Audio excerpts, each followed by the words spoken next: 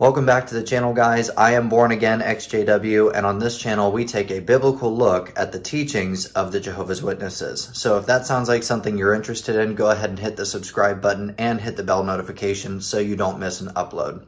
Okay, I have a kind of unique video for you today. And the reason I say it's kind of unique is because a couple of videos ago, I was watching some in-documentary footage with my wife, Chelsea, and there was a moment near the last recording where we just started talking. It was this long conversation. It went on for like 17 minutes, and it was totally unrehearsed or unplanned.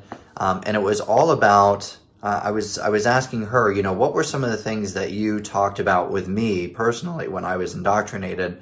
What were the things that you said? What were the type of tactics that you used, or what thoughts were going through your head as we were having conversation? Because my wife, Chelsea, was a integral part in my waking up process with the words that she would use, with the scriptures that she was quoting, with the questions that she was asking me and getting me to ask myself.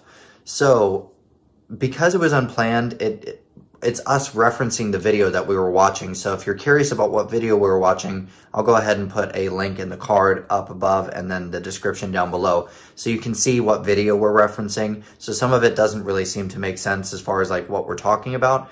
But I really thought that the information in there about speaking to Jehovah's Witnesses, especially if you're not a Jehovah's Witness, sort of the techniques that she used were really, really helpful. And I wanted to make it its own video because it deserves its own time. And I think later in the future, we'll do a more planned and thought out version of this video so that it can be a blessing and be helpful for you guys when you're speaking to your Jehovah's Witness loved ones that you're trying to wake up out of that organization. So go ahead and grab your favorite beverage, guys, and let's get right into this. So, okay, if there's a Jehovah's Witness who's watching this, who's made it this far and is probably steaming right now, and trust me, I get it. I once was you, so I get the steam coming out of your ears. What would you point people towards as a way of having truth in their life, or something upbuilding, or something that's going to actually give them hope and faith? Me? Mm-hmm. I would just say that you need to get rid of all of the extra that man-made crap, and read the Bible.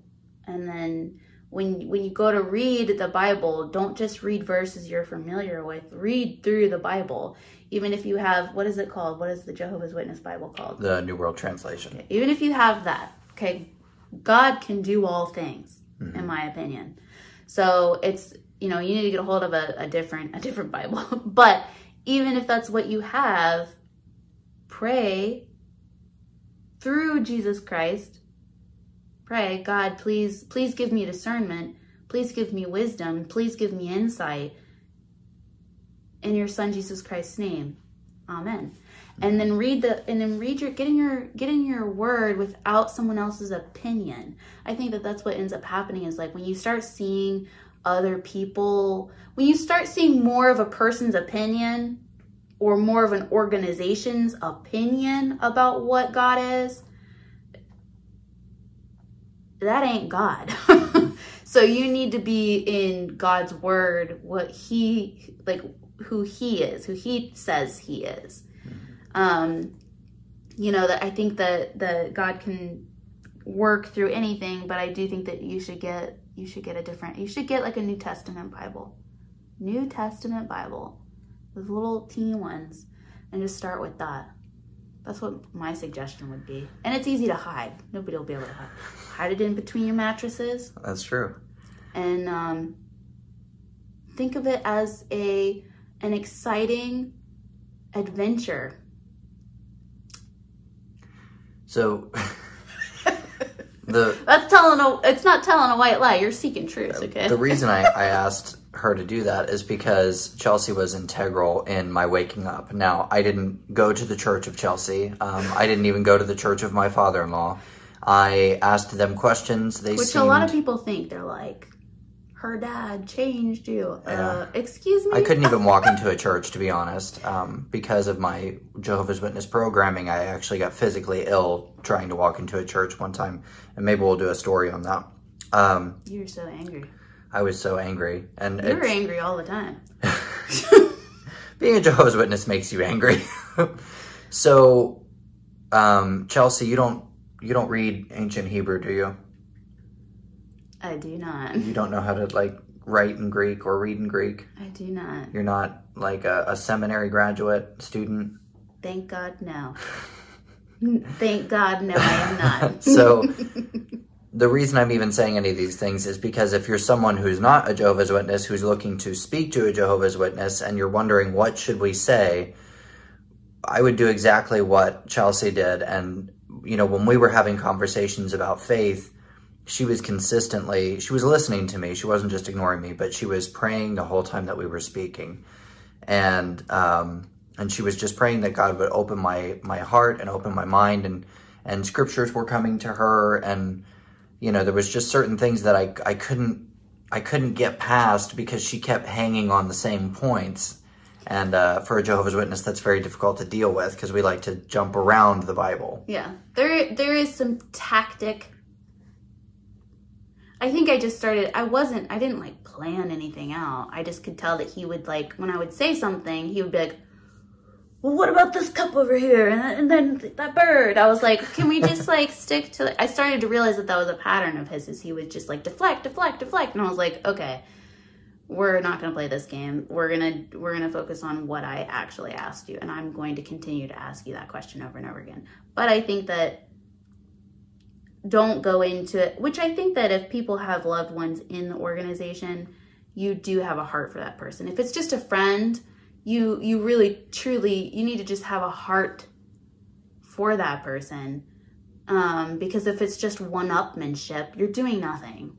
You're wasting time. Just don't even waste your time. Just walk away from the situation because you're obviously not the one who's supposed to plant seeds. Right.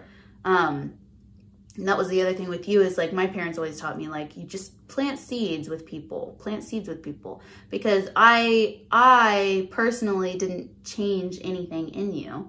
Mm-hmm. I helped plant the seed, and then God was the one that was doing the work inside of you. So it wasn't really me and because I don't look at myself as like an intelligent person who's tactful, and I don't go into any situation trying to be better than the other person. And I think that's if you get out of the way and you're humble, get yourself out of the way and let God do the work. Yep. And if you can just humble yourself enough to know that God can do anything and he's going to use you. Because I was even saying, I was like praying, I was like, Brandon's talking to me, and I'm like, at the time I didn't know anything about Jehovah's Witnesses. I just knew whatever he was saying was whack.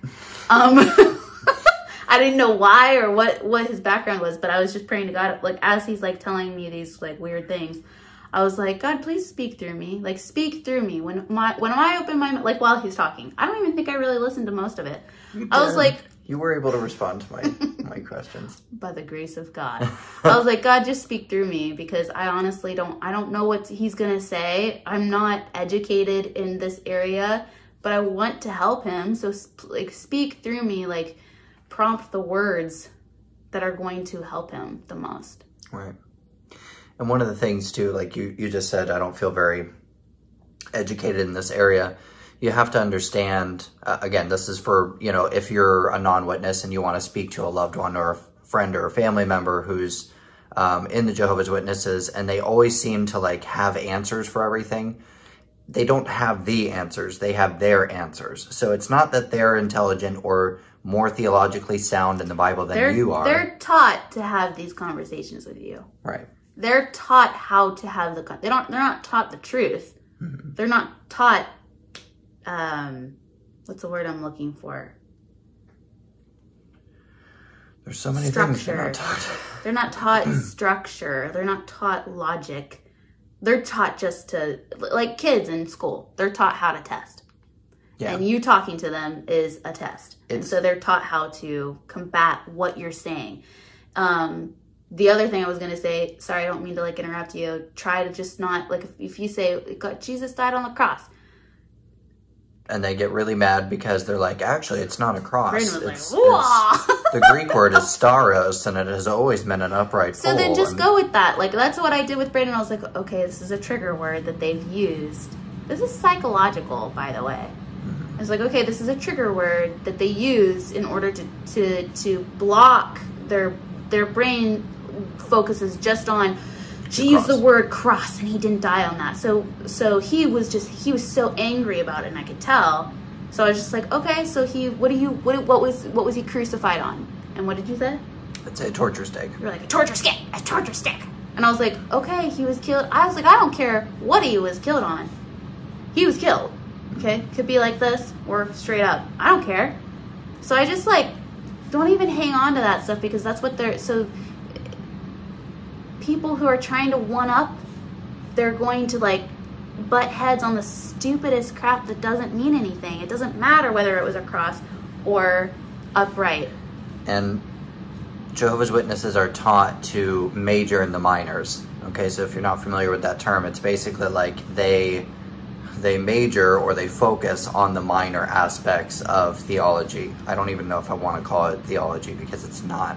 But they focused on the most minuscule and ridiculous things when it comes to the Bible and belief and the actual gospel or good news. So I actually think that us just having this conversation makes me want to do another video again on how to speak to Jehovah's Witnesses and get a little bit more feedback from you, because I think we could do a whole video on trigger words. We could do a whole video on sticking to one point. You know what I mean? Like there's a lot. Yeah. Because a lot of people, unfortunately, this goes to my Christians out there, please, dear God, please. You hear so many times they're like, Jehovah's Witness came to my door and I told them what for and closed the door in their face. That's great. Okay, congratulations. I hope you can sleep that night. Yeah. Shame on you. Now, can you be redeemed from that? Of course, through Jesus Christ. Yes, you may. Not through me. But it's just like, what? Really? So I think that it's that one-upmanship again. Like, my God's better than your God. My dog is bigger than your dog. Crap. Like, come on. There's so much at stake here that your ego needs to be picked up and thrown out. Yep. Absolutely. I want to thank you for watching that footage of me and Chelsea and our discussion about, you know, different ways that you can speak to your witness loved ones in order to help them up. And of course, we were referencing the personal experience of waking me up. So again, I hope that you guys found some useful information in here and that it has been a blessing to you. And again, if you have any thoughts, I would encourage you to leave that down in the comment section below. And if you enjoyed this video, go ahead and give it a like. Other than that, I want to thank you guys so much. Have a wonderful day, and God bless you.